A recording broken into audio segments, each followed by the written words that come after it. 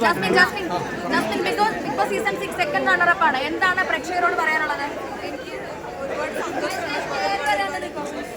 ഒരുപാട് നന്ദിയുണ്ട് എല്ലാവരോടും. ഞാൻ ഇതൊന്നും പ്രതീക്ഷിച്ചില്ല. എന്നോട് കുറെ സ്നേഹവും കുറെ നന്ദിയും കടപ്പാടുമാണ്. ഒരു വലിയ ശതമാനം ആളുകൾ ജാസ്മിൻ തന്നെ കപ്പടിക്കുമെന്നുള്ള വലിയൊരു പ്രതീക്ഷയിലായിരുന്നു.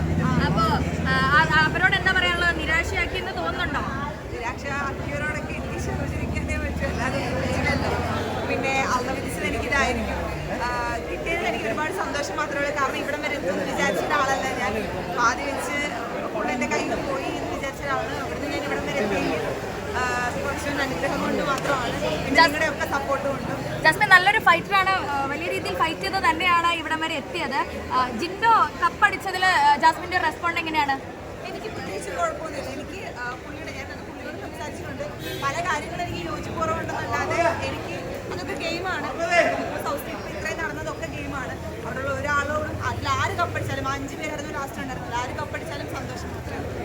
ജാസ്മിൻ ചോദിക്കുന്നത് കൊണ്ടൊന്നും കരുതരുത്.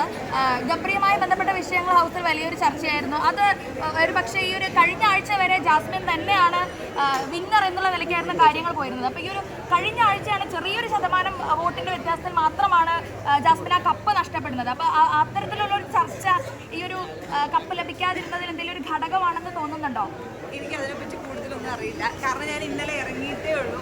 എൻ്റെ കയ്യിൽ ഫോൺ കിട്ടിയിട്ടേ ഉള്ളൂ. ഞാൻ എല്ലാം നോക്കി തരുന്നേ ഉള്ളൂ. എനിക്ക് കൂടുതലൊന്നും അറിഞ്ഞ് ഞാൻ വന്നിട്ടില്ല.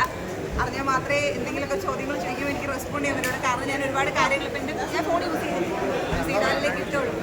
കൊല്ലത്തെ നാട്ടുകാരോട് എന്താ പറയാനുള്ളത്? കൊല്ലത്തെ നാട്ടുകാരോട് മാത്രമല്ല, കേരളത്തിലുള്ള എല്ലാവരോടും ഒരുപാട് നന്ദിയുണ്ട്. മനസ്സിൽ തൊട്ടുള്ള നന്ദിയാണ്. എൻ്റെ കുടുംബത്തിൻ്റെയും നന്ദിയും സ്നേഹവും. Thank you.